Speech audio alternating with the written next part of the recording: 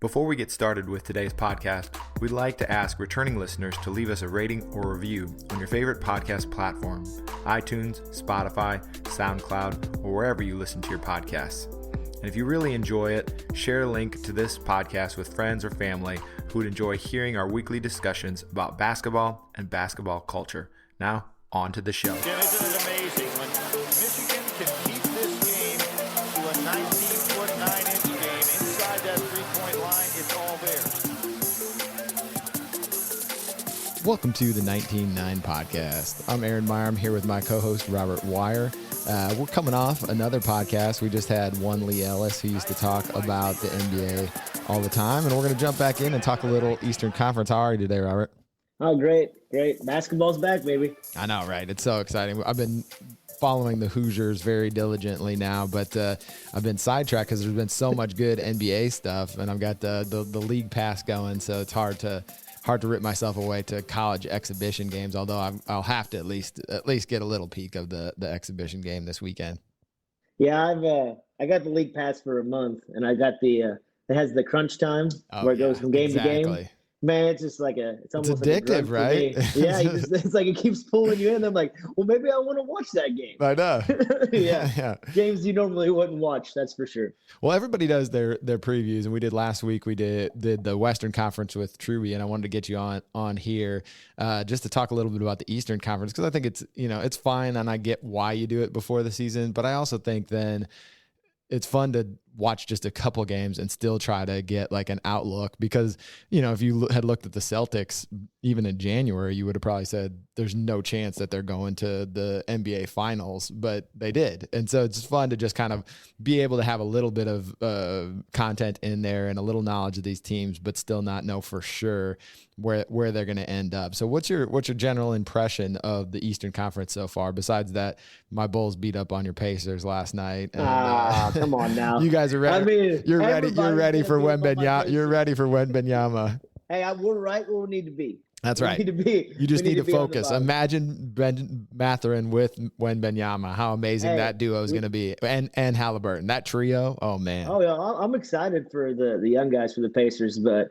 I mean, really, we just got to hope the Lakers keep losing, and then they make us that great trade package for Turner. Yeah, that's right. You'll get that too. We get some draft picks out of that, yeah. And then for sure we're going to be tanking. Oh my gosh. And all the young guys. I mean, we don't need to talk about the Pacers. Yeah. They're they stink. Definitely going for. Yeah, they got a lot of young players that are exciting to watch. Which for years, I mean, we've been in that spot to where we're right there, borderline playoffs. I'd rather just be where we're at right now. Build a team up to where we can be, top half of the Eastern Conference maybe in 3 or 4 years. But the Eastern Conference definitely is a lot tougher than it's been in years. That's for sure. Yeah.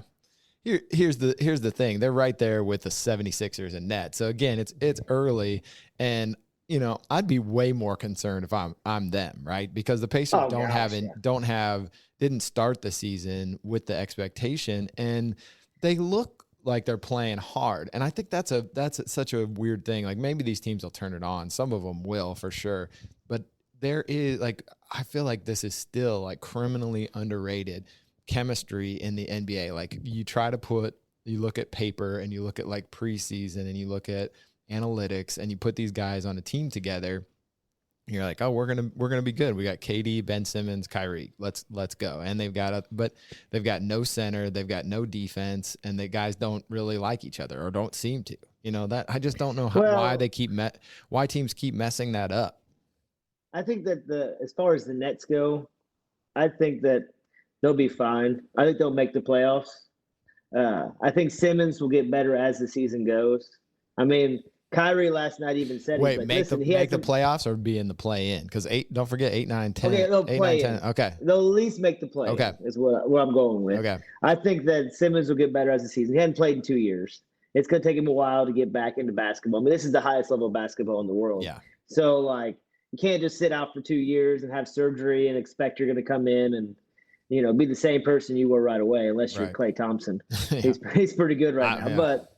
But the 76ers is just a weird – I mean, their defense is just so bad that it's going to have to get better. I mean, I think I looked at their defense, and it's almost as bad as the Pacers. Yeah. Well, the Nets And are I mean, the Nets. Pacers are not a well, playoff team. The Nets defense is actually historically bad. Like it's the worst defense in the history of the NBA right now, or one of the worst. So, like you want to talk about worst, like Yeah. they are terrible. I mean, they don't have any big guys. Like you don't need a ton of big guys in the NBA these days, but they have none. You know, they've got Kevin Well, Durant. I They've got think, Kevin like- Durant and Ben Simmons, basically. Like those aren't guys. Like you just can't throw them out there against like all the large talent in the NBA now. Well, I think that what we're finding out with the NBA now is that it does no guarantee that if you have two superstars, that your team is going to be successful. Right. I mean, Right. the prime example is the Lakers. Yeah. Right. Yeah. Like if you don't have the right pieces around them superstars, then you can't, because two guys aren't going to be able to do everything. Right. I You agree. got, like the other guys got to be able to shoot. They got to be able to play defense.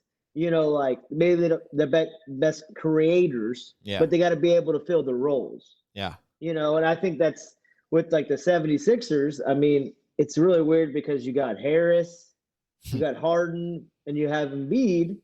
So you'd think, I mean, you It got should be three good. really good players, but Yeah.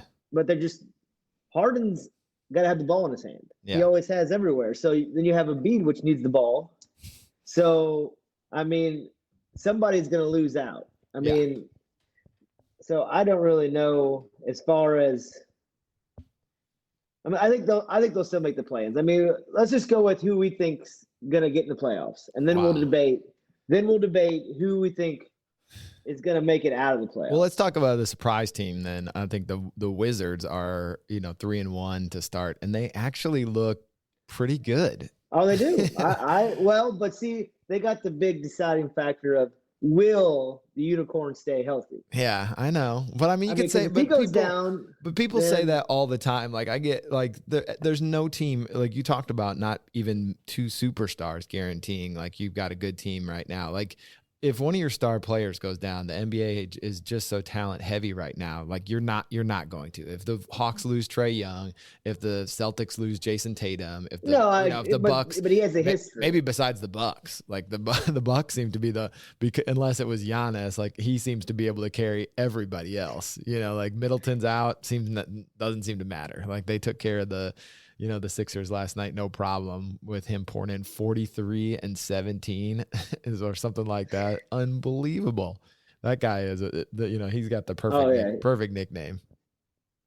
Yeah, I mean, I think that as far as the East goes, I think right now it's a two-team race as far as who I would pick to be in the finals. Yeah. I mean, I think the Celtics They look great. Definitely. Yeah. I mean, if I was going to pick a team right now and I was like, you had to pick one, I would pick the Celtics. Really? Over the Bucks? Because I think they're so deep. Wow. Yeah, I think I just think they're so deep that it's. I think it was a fluke. I think it was a fluke that they won last year because the Bucks should have beat them last year, but Middleton was out. So if Middleton's healthy, like I don't think there's any way. I don't think there's any. I mean, it took but 7 games. Now they have Brogdon coming off the bench. Yeah. I mean, they're solid all the way through. I mean, I just think that. I mean, like Grant Williams coming off the bench. I mean, they just have so much. So I love their depth, talent. but see, this is the thing though about depth is like people were saying that about Philly, but only 5 guys play. Like that's the thing. Like, Yeah, but still, you have Jason Tatum and Brown. I know they're good. I mean, it's they're not like good. they don't have superstars They too. do, but I just think that Giannis without Middleton took them to 7 games last year. I don't see them beating Giannis if Middleton's there. Like I don't see how but that I think they've works. added some additions that helps. And you got to think that Brown's going to be a little bit better, and Tatum's going to be a little better. They're so young, Yeah, right? Right. So No, like, you're right. I mean, Tatum was pretty unbelievable in the playoffs until the finals, right? Yeah, because he was hurt. He was. Yeah, he was hurt. So it's really, I mean, I'm not saying that it's a clear cut number one, right? Like it's a coin flip. Game 7. Yeah. Down the wire. One's gonna go. I mean, who you want to take a shot? You want Greek Freak taking a jump shot, or you want Tatum taking a jump shot for the game winner? Well, I mean I want Greek Freak plowing to the rim is what I want. I do trust him in a way that seems like ridiculous for a guy that can't shoot that very well, because there's just something about him. Like just compare him to like Anthony Davis. They like physically there's not a like gulf between them, right? Sort of the same size, both very good at defense. Davis has a ton of like skill and offensive ability, but there's just that mentality, that togetherness. It was kind of like what